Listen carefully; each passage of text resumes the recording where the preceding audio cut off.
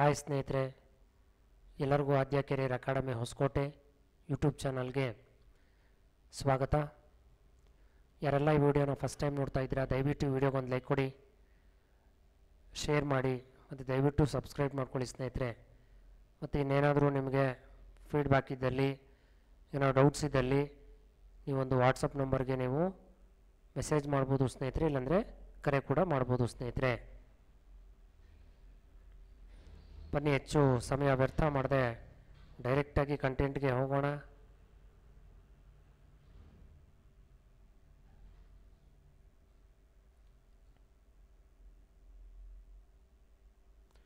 ಕೇರಳದ ಮಾಜಿ ಮುಖ್ಯಮಂತ್ರಿ ಉಮ್ಮನ್ ಚಾಂಡಿ ನಿಧನ. ನೋಡಿ, ಕೇರಳದ ಒಂದು ಎಕ್ಸ್ ಮಿನಿಸ್ಟ್ರು, ಚೀಫ್ ಮಿನಿಸ್ಟ್ರು ನಿಧನ ಆಗಿದ್ದಾರೆ ಉಮ್ಮನ್ ಚಾಂಡಿ ಅವರು.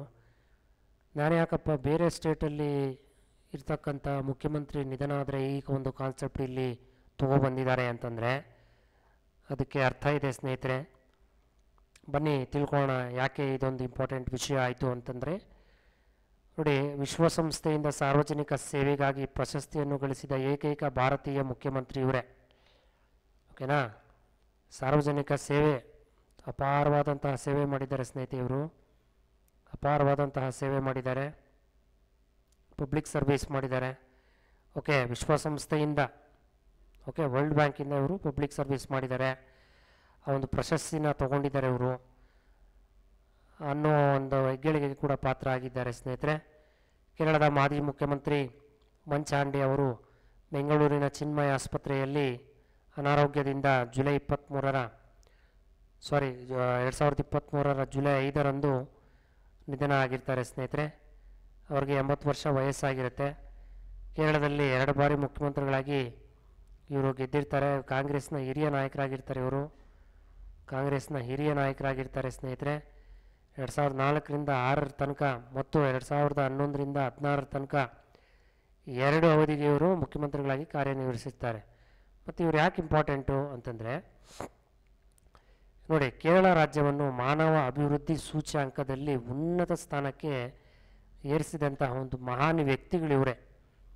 Human development of index HDI ಏನಿದೆ, ಕೇರಳದಲ್ಲಿ ಟಾಪ್ ರ್ಯಾಂಕಿಗೆ ತೊಗೊಂಬಂದು ನಿಲ್ಲಿಸ್ತಾರೆ ಇವರು. ಕೇರಳ ಸ್ಟೇಟ್ನ HDI ಅಂದರೆ ಮಾನವ ಅಭಿವೃದ್ಧಿ ತುಂಬ ಚೆನ್ನಾಗಿ ಅಭಿವೃದ್ಧಿ ಆಗ್ತಾ ಇದೆ, ಇನ್ಕ್ರೀಸಲ್ಲಿದೆ ಅಂಥೇಳಿ ಒಂದು ಉನ್ನತ ಮಟ್ಟಕ್ಕೆ ತೊಗೊಂಬಂದು ನಿಲ್ಲಿಸಿದವರು ಇವರೇ, ಉಮ್ಮನ್ ಚಾಂಡಿ ಅವರು. ಓಕೆ, ಇವರು ಕೇರಳದ ಪುದುಪಳ್ಳಿ ವಿಧಾನಸಭಾ ಕ್ಷೇತ್ರದಿಂದ ಸತತ 12 ಬಾರಿ ಆಯ್ಕೆಯಾಗಿರ್ತಾರೆ ಸ್ನೇಹಿತರೆ. ಓಕೆ, ಸತತವಾಗಿ 12 ಬಾರಿ ಆಯ್ಕೆಯಾಗಿರ್ತಾರೆ ಇವರು.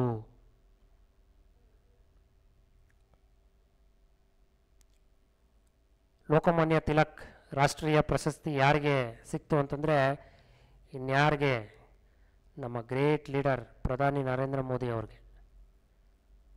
ಓಕೆ, ನಾಗರಿಕರಲ್ಲಿ ದೇಶಭಕ್ತಿ ಭಾವನೆಯನ್ನು ಜಾಗೃತಗೊಳಿಸುವುದಕ್ಕಾಗಿ ಪ್ರಧಾನಿ ನರೇಂದ್ರ ಮೋದಿ ಅವರನ್ನು ಲೋಕಮಾನ್ಯ ತಿಲಕ್ ರಾಷ್ಟ್ರೀಯ ಪ್ರಶಸ್ತಿಗೆ ಆಯ್ಕೆ ಮಾಡಲಾಗಿದೆ. ಆಗಸ್ಟ್ 1, 2023 ಲೋಕಮಾನ್ಯ ತಿಲಕ್ರವರ 103ನೇ ಪುಣ್ಯತಿಥಿ ಎಂದು. ಓಕೆ, ಪುಣ್ಯತಿಥಿ ಅಂದರೆ ಗೊತ್ತಲ್ವ ನಿಮಗೆ? ಲೋಕಮಾನ್ಯ ತಿಲಕ್ರವರು ನಿಧನ ಆದಂತಹ ಒಂದು ದಿನ. ಈ ಪ್ರಶಸ್ತಿಯನ್ನು ಮೋದಿಯವರಿಗೆ ತಿಲಕ್ ಸ್ಮಾರಕ ಮಂದಿರ ಟ್ರಸ್ಟ್ ಅಂದರೆ ಹಿಂದೂ ಸ್ವರಾಜ್ ಸಂಘ, ಈ ಒಂದು ಸಂಸ್ಥೆಯವರು ಪ್ರದಾನ ಮಾಡಿದ್ದಾರೆ. ಈ ಪ್ರಶಸ್ತಿಯಲ್ಲಿ 1 ಲಕ್ಷ ಕ್ಯಾಶ್ ಇರುತ್ತೆ, ಮತ್ತು ಮೊಮೆಂಟೋ ಇರುತ್ತೆ, ಮತ್ತು ಸರ್ಟಿಫಿಕೇಟ್ ಕೂಡ ಇರುತ್ತೆ ಸ್ನೇಹಿತರೆ. Okay, next Canada open super 500 badminton ಪ್ರಶಸ್ತಿ ಚಾಂಪಿಯನ್ ಯಾರು? ಲಕ್ಷ್ಯ ಸೇನ್ ರವರು. ಓಕೆ, ಇವರು ನಮ್ಮ ಭಾರತದವರು. ಭಾರತದ ಬ್ಯಾಡ್ಮಿಂಟನ್ ಆಟಗಾರ ಲಕ್ಷ್ಯ ಸೇನ್ ರವರು ಕೆನಡಾ ಓಪನ್ ಸೂಪರ್ 500 ಬ್ಯಾಡ್ಮಿಂಟನ್ ಪ್ರಶಸ್ತಿಯನ್ನು ಜಯಿಸಿ ಚಾಂಪಿಯನ್ಶಿಪ್ಪನ್ನು ಪಡೆದಿದ್ದಾರೆ. ಕೆನಡಾದ ಕ್ಯಾಲರಿಯಲ್ಲಿ ನಡೆದ ಫೈನಲ್ ಪಂದ್ಯದಲ್ಲಿ ಆಲ್ ಇಂಗ್ಲೆಂಡ್ ಬ್ಯಾಡ್ಮಿಂಟನ್ ಚಾಂಪಿಯನ್ ಆದ, ನೋಡಿ, ಚೀನಾದ ಲೀ ಶ್ರೀ ಫೆಂಗ್ ವಿರುದ್ಧ ಗೆಲ್ತಾರೆ ಸ್ನೇಹಿತರೆ. ಇವರು ಒಲಿಂಪಿಕ್ ಕೂಟಕ್ಕೆ ಅರ್ಹತೆ ಪಡೆಯುವ ವರ್ಷವಾಗಿರುವುದರಿಂದ ಈ ಪ್ರಶಸ್ತಿಯು ಅತ್ಯಂತ ಮುಖ್ಯವಾಗಿದೆ. ಮತ್ತು 2022 ಬರ್ಮಿಂಗ್ಹ್ಯಾಮ್ ಕಾಮನ್ವೆಲ್ತ್ ಕ್ರೀಡಾಕೂಟದಲ್ಲಿ ಚಿನ್ನ ಗೆದ್ದಿದ್ದ ನಂತರ ಲಕ್ಷ್ಯರವರು ನಂತರದ ಟೂರ್ನಿಗಳಲ್ಲಿ ಮುಗ್ಗರಿಸಿದರು. ಅದಾದಮೇಲೆ ಗೆಲ್ಲಲೇ ಇಲ್ಲ. ಅದಾದಮೇಲೆ ನೋಡಿ 21ರಲ್ಲಿ ಲಕ್ಷ್ಯರವರು 21ರ ವಿಶ್ವಕಪ್ ಚಾಂಪಿಯನ್ಶಿಪ್ನಲ್ಲಿ ಕಂಚಿನ ಪದಕ ಪಡೆದಿದ್ದರು. 22ರಲ್ಲಿ ಥಾಮಸ್ ಬ್ಯಾಡ್ಮಿಂಟನ್ ಕಪ್ಪನ್ನು ಭಾರತ ಗಳಿಸಿದ್ದು. ಈ ತಂಡದಲ್ಲಿ ಲಕ್ಷ್ಯ ಸೇನ್ ಇದ್ದರು. ಆ ಟೀಮಲ್ಲಿ ಇವರು ಕೂಡ ಇರ್ತಾರೆ, ಇಂಡಿಯಾ ಟೀಮಲ್ಲಿ. ಓಕೆ, ಬ್ಯಾಡ್ಮಿಂಟನ್ ಟೀಮಲ್ಲಿ ಲಕ್ಷ್ಯ ಸೇನ್ ಕೂಡ ಇರ್ತಾರೆ ಸ್ನೇಹಿತರೆ.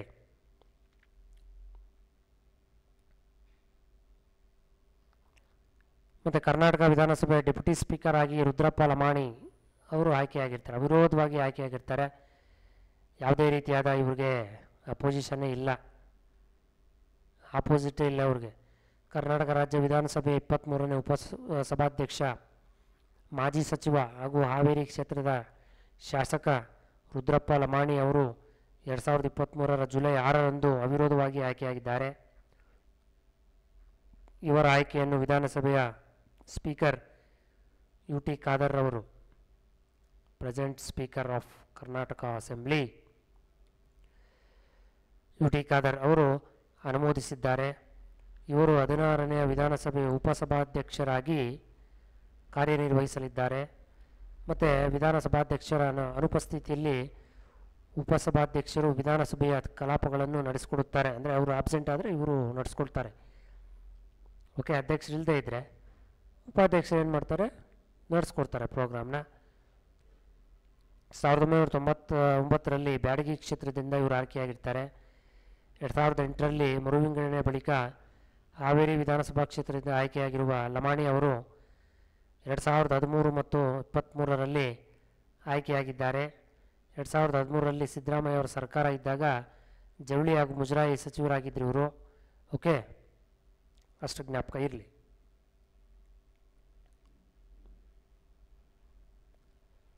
ತೆಲಂಗಾಣದ ಮುಖ್ಯ ನ್ಯಾಯಮೂರ್ತಿಗಳಾದ ಕರ್ನಾಟಕದ ಹೈಕೋರ್ಟ್ನ ಹಿರಿಯ ನ್ಯಾಯಾಧೀಶ ಆರಾಧೆ ನೋಡಿ, ಇವರು ಹಿರಿಯ ಒಂದು ಜಡ್ಜು.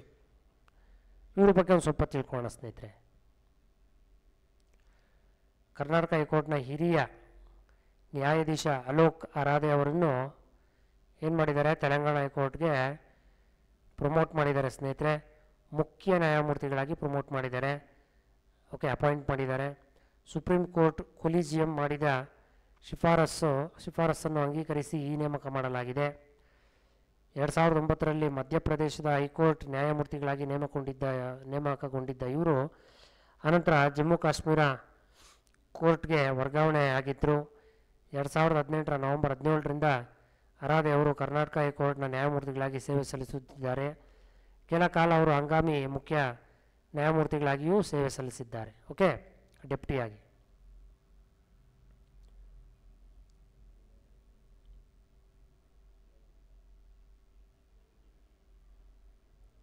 ನೆಕ್ಸ್ಟು ಮನ್ ಕಿ ಬಾತ್. ಯಾರ್ಯಾರು ಮನ್ ಕಿ ಬಾತ್ ಕೇಳ್ತೀರಾ? ಮನಸ್ಸಿನ ಮಾತು. ಓಕೆ, ಇಲ್ಲಿ ಮನ್ ಕಿ ಬಾತ್ನ ಒಂದು 103ನೇ ಆವೃತ್ತಿ ನಡೆದಿದೆ. ನೋಡಿ, 2023ರ ಜುಲೈ 30ರಂದು ಪ್ರಧಾನಿ ಮೋದಿಯವರು ರೇಡಿಯೋ ವಾಹಿನಿಯ ಮನದಾಳದ ಮಾತು, ಅಂದರೆ ಮನ್ ಕಿ ಬಾತ್ ರೇಡಿಯೋ ವಾಹಿನಿಯ ಮನದಾಳದ ಮಾತು, ಮನಸ್ಸಲ್ಲಿರೋದೆಲ್ಲ ಹೇಳ್ಕೋಬೋದು. ಓಕೆ, ಈ ಕಾರ್ಯಕ್ರಮದ 103ನೇ ಆವೃತ್ತಿಯು ಪ್ರಸಾರವಾಯಿತು. ಈ ಒಂದು ಆವೃತ್ತಿಯಲ್ಲಿ ಪ್ರಧಾನಿ ಮೋದಿಯವರು ಮೇರಿ ಮಾಟಿ ಮೇರಾ ದೇಶ್ ಅಭಿಯಾನ ಪ್ರಾರಂಭಿಸುವುದಾಗಿ ಹಾಗೂ ಅಮೃತ್ ಕಳಸ ಯಾತ್ರೆ ಆರಂಭಿಸಿ ಈ ಮೂಲಕ ಸಂಗ್ರಹಿಸಿದ ಅಮೃತ್ ವಾಟಿಕಾ ನಿರ್ಮಿಸುವುದಾಗಿ ಘೋಷಣೆ ಮಾಡ್ತಾರೆ ಸ್ನೇಹಿತರೆ. ಚಂದ್ರನ ದಕ್ಷಿಣ ಧ್ರುವದ ಅಂಗಳ ಶಿವಶಕ್ತಿ ಸ್ಥಳದಲ್ಲಿ ಯಶಸ್ವಿಯಾಗಿ ಸಾಫ್ಟ್ ಲ್ಯಾಂಡಿಂಗ್ ಆದ ಲ್ಯಾಂಡರ್ ವಿಕ್ರಮ್. ನಿಮಗೆಲ್ಲ ಗೊತ್ತೇ ಇದೆ, ಆದರೂ ಮೆನ್ಷನ್ ಮಾಡಿದ್ದೀನಿ. ಯಾಕಂದರೆ ಇದ್ರ ಬಗ್ಗೆ ಒಂದು ಸ್ವಲ್ಪ ಇಂಪಾರ್ಟೆಂಟ್ ಪಾಯಿಂಟ್ಸ್ನ ಕೂಡ ಮೆನ್ಷನ್ ಮಾಡಿದ್ದೀನಿ ನಾನು. ಸಾಫ್ಟಾಗಿ ವಿಕ್ರಮ್ ಲ್ಯಾಂಡರ್ ಆದ ವಿಕ್ರಮ್. ಅದರ ಬಗ್ಗೆ ತಿಳ್ಕೊಳ್ಳೋದಾದರೆ 2023 ಆಗಸ್ಟ್ 23ರಂದು ಚಂದ್ರಯಾನ 3ರ ನೌಕೆಯು ಹೊತ್ತೊಯ್ದ ಲ್ಯಾಂಡರ್ ವಿಕ್ರಮ್ ಚಂದ್ರನ ದಕ್ಷಿಣ ಧ್ರುವದ ನಿಗದಿತ ಅಂಗಳವಾದ ಶಿವಶಕ್ತಿ ಸ್ಥಳದಲ್ಲಿ ಯಶಸ್ವಿಯಾಗಿ ಸಾಫ್ಟ್ ಲ್ಯಾಂಡಿಂಗ್ ಆಯಿತು. ಈ ಮೂಲಕ ಚಂದ್ರಯಾನ 3 ಯೋಜನೆಯು ಯಶಸ್ಸನ್ನು ಸಾಧಿಸಿತು. ಇದರೊಂದಿಗೆ ಚಂದ್ರನ ದಕ್ಷಿಣ ಧ್ರುವ ಸೌತ್ ಪೋಲ್, ನಾರ್ತ್ ಪೋಲ್ ಅಲ್ಲ, south pole, we are great. ಯಾಕಂದರೆ ಅದಕ್ಕೆ ದಕ್ಷಿಣ ಧ್ರುವದಲ್ಲೇ ಇಳಿಸಿದ್ದೀವಿ ನಾವು. ಈ ದಕ್ಷಿಣ ಧ್ರುವ ಪ್ರದೇಶದಲ್ಲಿ ನೌಕೆ ಇಳಿಸಿದ ಜಗತ್ತಿನ ಮೊದಲ ದೇಶ ನಮ್ಮದೇ, ನಮ್ಮ ಭಾರತ. ಮೇರಾ ಭಾರತ್ ಮಹಾನ್ ಅಲ್ವಾ, ಮೊದಲ ದೇಶ ನಮ್ಮದು. ನಾವು ಸೌತ್ ಪೋಲಲ್ಲಿ ಇಳಿಸಿದ್ದೀವಿ. ಹಾಗೂ ಚಂದ್ರನಲ್ಲಿ ನೌಕೆ ಇಳಿಸಿದ ಅಮೇರಿಕಾ, ರಷ್ಯಾ, ಚೀನಾ ನಂತರ 4ನೇ ದೇಶ ನಮ್ಮದು. ಬಟ್ ಅವರು ಕೂಡ ಇಳಿಸಿದ್ದಾರೆ. ಅವರು ದಕ್ಷಿಣ ಧ್ರುವದಲ್ಲಿ ಇಳಿಸಿಲ್ವಲ್ಲ, ನಾವೇ ಇಳಿಸಿರೋದು. ಹೊಡಿರಿ ಚಪ್ಪಾಳೆ ನಮ್ಮ ದೇಶಕ್ಕೆ. 4ನೇ ದೇಶ ಎಂಬ ಹೆಗ್ಗಳಿಕೆಗೆ ನಮ್ಮ ಭಾರತ ಪಾತ್ರ ಆಗಿದೆ, ಅದು ಜ್ಞಾಪಕ ಇರಲಿ.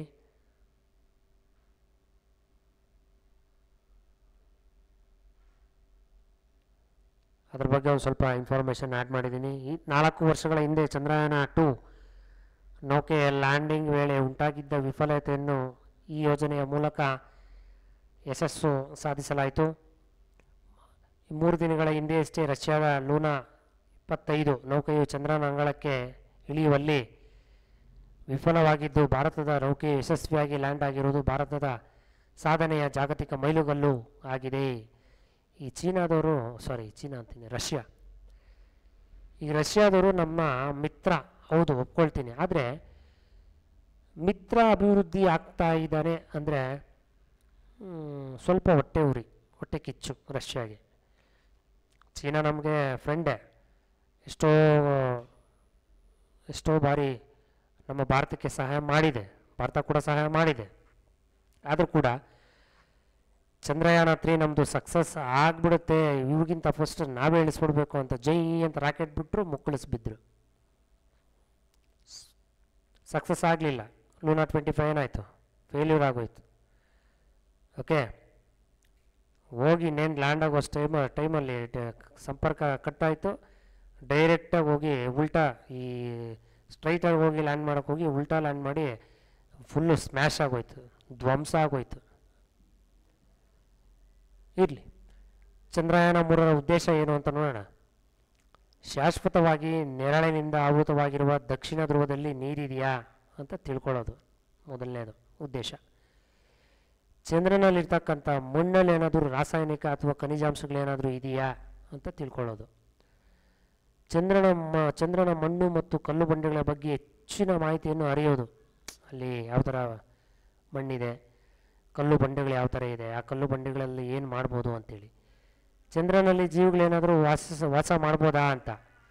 ಚಂದ್ರನಲ್ಲಿ ಹೋಗಿ ಯಾವುದಾದ್ರೂ ಜೀವಿಗಳು ಅಲ್ಲಿ ಆ ಒಂದು ವಾತಾವರಣದಕ್ಕೆ ಅಡ್ಜಸ್ಟ್ ಆಗಿ ವಾಸ ಮಾಡ್ಬೋದಾ ಅಂತ. ಯಾರಿಗೆ ಚಂದ್ರಲೋಕದಲ್ಲಿ ಹೋಗಿ ಸೈಟ್ ತೊಗೊಂಡು ಮನೆ ಕಟ್ಟಬೇಕು ಅಂತ ಆಸೆ ಇದೆ? ಇದೆಯಾ ಯಾರಿಗಾದರೂ? ಚಂದ್ರಲೋಕದಲ್ಲಿ ಹೋಗಿ ಮನೆ ಕಟ್ಕೋಬೇಕು, ಅಲ್ಲೋಗಿ ವಾಸ ಮಾಡಬೇಕು, ತಣ್ಣಗಿರಬೇಕು ಅಂತ ಯಾರಿಗಾದ್ರೂ ಆಸೆ ಇದೆಯಾ? ಇದ್ದರೆ ಸಂತೋಷ, ನಿಮ್ಮ ಆಸೆ ಬೇಗ ಈಡೇರಲಿ. ನೆಕ್ಸ್ಟು, ಭವಿಷ್ಯದಲ್ಲಿ ಅನ್ಯ ಗ್ರಹಗಳಿಗೆ ಯಾನ ಕೈಗೊಳ್ಳಲು ಚಂದ್ರನನ್ನು ನೆಲೆಯಾಗಿ ಮಾಡಿಕೊಳ್ಳಲು ಯಶಸ್ವಿಯಾಗಿ ಚಂದ್ರನ ಮೇಲೆ ನೌಕೆ ಇಳಿಸುವ ಕಲೆ ಭಾರತಕ್ಕೆ ಸಿದ್ಧಿಸಿದೆ ಎಂಬುದನ್ನು ಸಾಬೀತುಪಡಿಸುವುದು.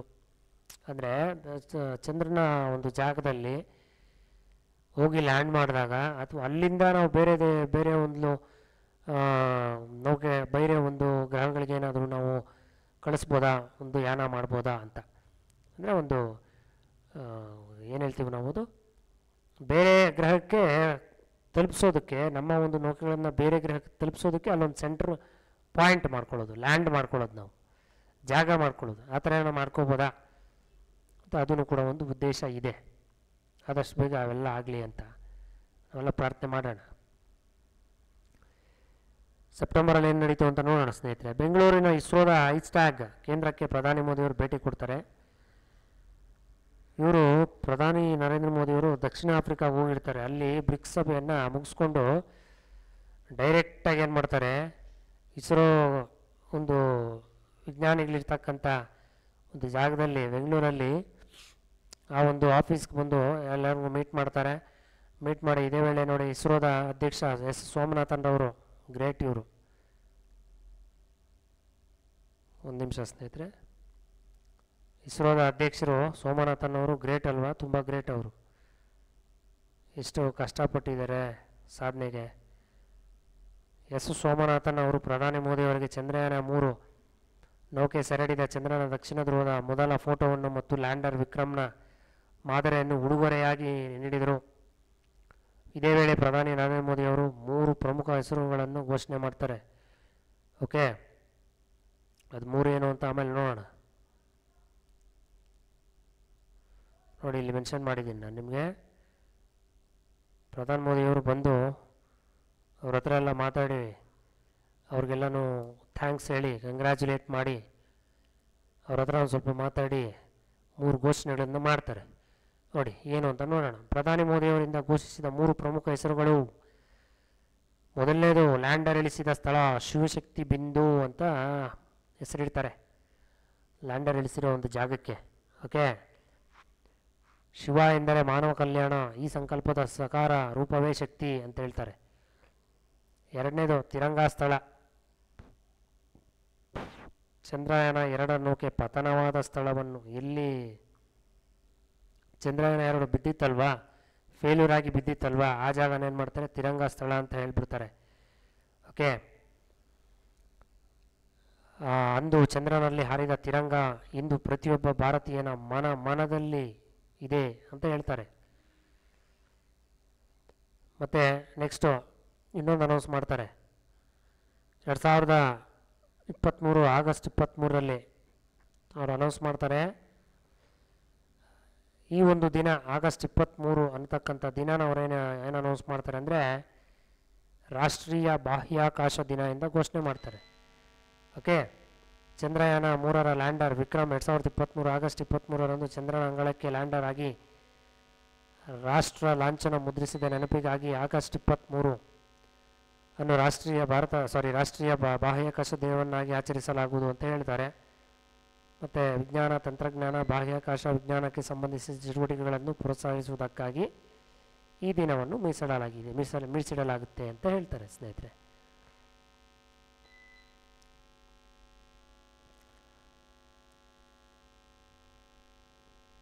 ನೆಕ್ಸ್ಟು, ಚಂದ್ರನ ದಕ್ಷಿಣ ಧ್ರುವದಲ್ಲಿ ಸಾಫ್ಟ್ ಲ್ಯಾಂಡಿಂಗ್ ಮಾಡಲು ವಿಫಲಗೊಂಡ ರಷ್ಯಾದ ಲೂನಾ 25 ಚಂದ್ರಯಾನ ನೌಕೆ. ನಿಮಗೆಲ್ಲ ಗೊತ್ತಿದೆಯಲ್ಲ ಲೂನಾ ನಾವೆಲ್ಲ ಓಡಿಸಿದ್ದೀವಿ ಚಿಕ್ಕ ವಯಸ್ಸಲ್ಲಿ. TVSಗಿಂತ ಮೊದಲು ಬಂದಿದ್ದು ಲೂನಾ. ಆ ಲೂನಾ ಅಂದ್ಕೊಂಡ್ರೆ ಅಲ್ಲ, ಇಲ್ಲಿ ಬೇರೆ ಲೂನಾ ಇರೋದು. ಓಕೆ, ಇಲ್ಲಿ ರಾಕೆಟ್ನ ಕಳಿಸಿರ್ತಾರಲ್ಲ ಬೇರೆ, ಆ ಒಂದು ನೌಕೆನ ಲೂನಾ 25 ಅಂತ ಅವರು ಹೆಸರಿಟ್ಟಿದ್ದಾರೆ. ಇದು ನೋಡಿ, ನಾನು ಆಗಲೇ ಹೇಳಿದೆ, ಸಂಪರ್ಕ ಕೆಲವೇ ಗಂಟೆಗಳ ಕಾಲ ಇನ್ನೇನು ರೀಚ್ ಆಗಬೇಕು, ಕೆಲವೇ ಗಂಟೆಗಳ ಮೊದಲೇನಾಗುತ್ತೆ, ಸಂಪರ್ಕ ಕಳೆದುಕೊಳ್ಳುತ್ತೆ. ಚಂದ್ರನ ಮೇಲ್ಮೈಗೆ ಅಪ್ಪಳಿಸಿ ಪತನ ಆಗುತ್ತೆ. ಡೈರೆಕ್ಟಾಗಿ ಹೋಗಿ ಚಂದ್ರನ ಮೇಲೆ ಢಬ್ ಅಂತ ಬೀಳುತ್ತೆ. ಅಲ್ಲಿ ನೋಡಿದ್ರೆ ಅದೇನಕ್ಕೂ ಕೆಲ್ಸಕ್ಕೆ ಬಂದಿರಲ್ಲ, ಆ ರೀತಿ ಸ್ಮ್ಯಾಶ್ ಆಗಿರುತ್ತೆ ಸ್ನೇಹಿತರೆ. ಅಲ್ಲಿಗೂ ಅವ್ರು ಕೆಲವೊಂದು ಫೋಟೋಗಳು ಹಿಡಿದವ್ರೆ, ಆ ಫೋಟೋಗಳೆಲ್ಲ ಹಿಡ್ಕೊಂಡು ಕಳಿಸಿದ್ದಾರೆ ನೋಡಿ, ಇಂಟರ್ನೆಟ್ಗೆ ಹಾಕಿದ್ದಾರೆ.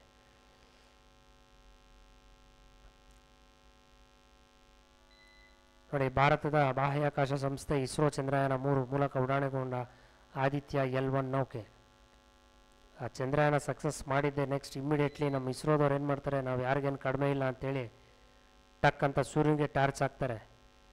ಅಂದರೆ ಸೂರ್ಯನ ಮೇಲೆ ಹೋಗಿ ಲ್ಯಾಂಡ್ ಮಾಡೋಣ, ಸೂರ್ಯನ ಬಗ್ಗೆ ಡಿಸ್ಕವರಿ ಮಾಡೋಣ, ಇನೋವೇಷನ್ ಮಾಡೋಣ ಅಂತ ತಮಾಷೆ ಮಾಡಿದೆ. ಯಾರು ಬೇಜಾರು ಮಾಡ್ಕೋಬೇಡಿ, ಸ್ವಲ್ಪ ಇಂಟ್ರೆಸ್ಟಿಂಗ್ ಆಗಿರಲಿ ಅಂತ ಸ್ವಲ್ಪ ಕಾಮಿಡಿ ಮಾಡ್ತಾಯಿದ್ದೀನಿ ಅಷ್ಟೇ, ಅನ್ಯಥಾ ಭಾವಿಸಬೇಡಿ. ಏನಾದರೂ ತಪ್ಪಾದರೆ ಕ್ಷಮಿಸಿ ದಯವಿಟ್ಟು. ನೋಡಿ, ಆದಿತ್ಯ L1 ಯೋಜನೆಯನ್ನು ಕೈಗೆತ್ತಿಕೊಳ್ತಾರೆ. ಯಾವಾಗ?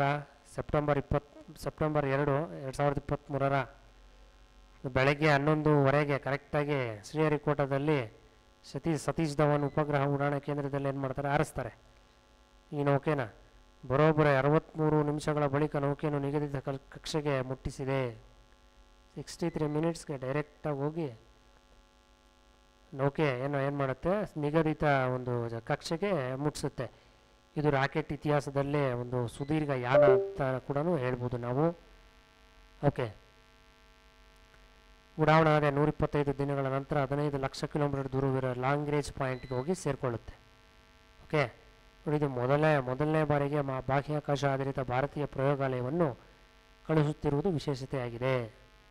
ಮಾಡಲಿ, ಏನೇನು ಮಾಡ್ತಾರೆ ರೆಕಾರ್ಡ್ ಮಾಡಲಿ, ಅದು ನಮಗೆ ಬೇಕಾಗಿರೋದು. ಏನೇನು ರೆಕಾರ್ಡ್ ಮಾಡ್ತಾರೋ ಮಾಡ್ತಾ ಇರಲಿ.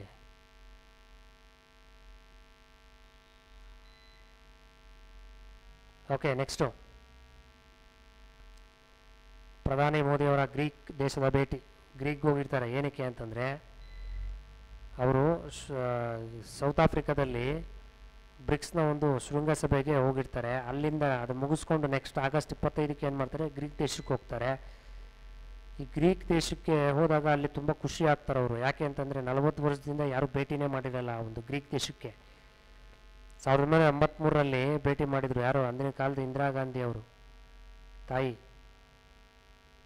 ಆ ಇಂದಿರಾ ಗಾಂಧಿ ತಾಯಿ ಏನು ಮಾಡಿದ್ಲು, ಅವರು 1983ಯಲ್ಲಿ ಭೇಟಿ ಮಾಡಿದರು. ಅದು ಬಿಟ್ಟರೆ ನೆಕ್ಸ್ಟು ನಮ್ಮ ಮೋದಿ ಸರ್ ಅವರೇ ಭೇಟಿ ಮಾಡ್ತಾರೆ ಗ್ರೀಕ್ಗೆ.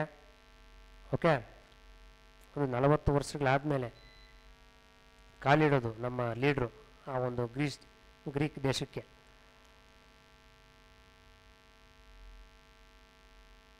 ಮತ್ತು ನರೇಂದ್ರ ಮೋದಿಯವರಿಗೆ ಗ್ರೀಕ್ನ ಅತ್ಯುನ್ನತ grand cross of the order of the honour ಆ ದೇಶಕ್ಕೆ ಹೋಗ್ತಾರಲ್ವಾ, ಆ ದೇಶಕ್ಕೆ ಹೋಗೋದ್ರಿಂದ ಪಾಪ ಗ್ರೀಕ್ ದೇಶದವ್ರಿಗೆಲ್ಲ ಖುಷಿಯಾಗಿ ಹೋಗುತ್ತೆ. ತುಂಬ ಖುಷಿಯಿಂದ ಅವ್ರು ಏನು ಮಾಡ್ತಾರೆ, ಸನ್ಮಾನ ಮಾಡ್ತಾರೆ, ಪ್ರಶಸ್ತಿ ಕೊಡ್ತಾರೆ.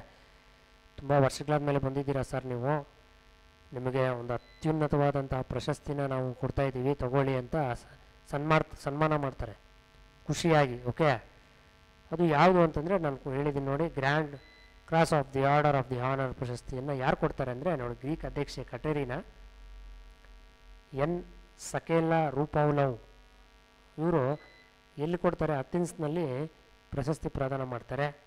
ಈ ಪ್ರಶಸ್ತಿ ನಮ್ಮ ನರೇಂದ್ರ ಮೋದಿಯವ್ರಿಗೆ ಫಸ್ಟ್ ಕೊಟ್ಟಿರ್ತಕ್ಕಂಥ ಪ್ರಶಸ್ತಿ, ಅಂದರೆ ವಿದೇಶದವ್ರಿಗೆ ಕೊಡ್ತಕ್ಕಂಥ ಮೊದಲ ಪ್ರಶಸ್ತಿಗೆ ನಮ್ಮ ನರೇಂದ್ರ ಮೋದಿ ಸರ್ ಅವರು ಭಾಜನರಾಗಿದ್ದಾರೆ. ಓಕೆ,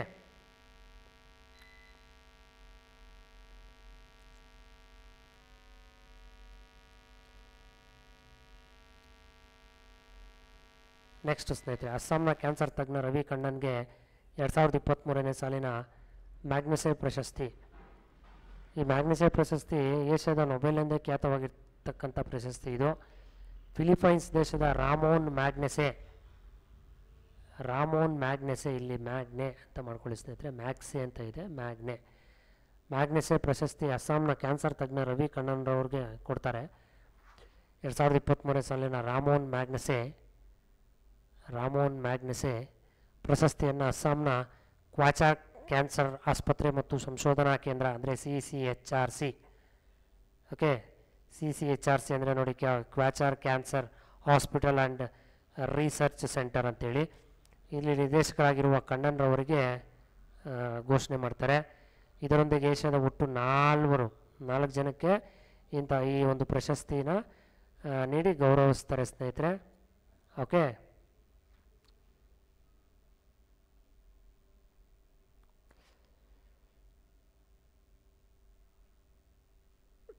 ಸೊ ಇಲ್ಲಿಗೆ ಈ ಒಂದು ವಿಡಿಯೋನ ಮುಗಿಸೋಣ. ಇನ್ನೂ ಕಂಟೆಂಟ್ಸ್ ಇದ್ದಾವೆ, ಅದನ್ನು ನೆಕ್ಸ್ಟ್ ಕ್ಲಾಸಲ್ಲಿ ನಾನು ತೊಗೊಬರ್ತೀನಿ. ಯಾರೆಲ್ಲ ಈ ಒಂದು ವಿಡಿಯೋನ ನೋಡ್ತಾ ಇದ್ದೀರಾ ದಯವಿಟ್ಟು ಒಂದು ಲೈಕು ಮರಿಬೇಡಿ, ದಯವಿಟ್ಟು ಒಂದು ಥಮ್ಸ್ ಅಪ್ ಮಾಡಿ ರಿಕ್ವೆಸ್ಟ್ ಮಾಡ್ಕೋತಾ ಇದ್ದೀನಿ. ಮತ್ತು ಶೇರ್ ಮಾಡಿ, ಸಾಧ್ಯವಾದಷ್ಟು ಸಬ್ಸ್ಕ್ರೈಬ್ ಅಂತೂ ದಯವಿಟ್ಟು ಮಾಡಿ ಸ್ನೇಹಿತರೆ. ಎಲ್ಲರಿಗೂ ವಂದನೆಗಳನ್ನು ಹೇಳ್ತಾ ನಾನು ಈ ಒಂದು ಕ್ಲಾಸನ್ನು ಮುಗಿಸ್ತಾ ಇದ್ದೀನಿ. ಇನ್ನೂ ಹೆಚ್ಚೆಚ್ಚು ಕಂಟೆಂಟ್ಸನ್ನು ತೊಗೊಬರೋದಕ್ಕೆ ನಾನು ಪ್ರಯತ್ನ ಮಾಡ್ತೀನಿ ಸ್ನೇಹಿತರೆ. ಎಲ್ಲರೂ ಕೂಡ ನಮ್ಮ ಚಾನಲನ್ನು ಫಾಲೋ ಮಾಡಿ ದಯವಿಟ್ಟು. ಎಲ್ಲರಿಗೂ ಧನ್ಯವಾದ ಸ್ನೇಹಿತರೆ.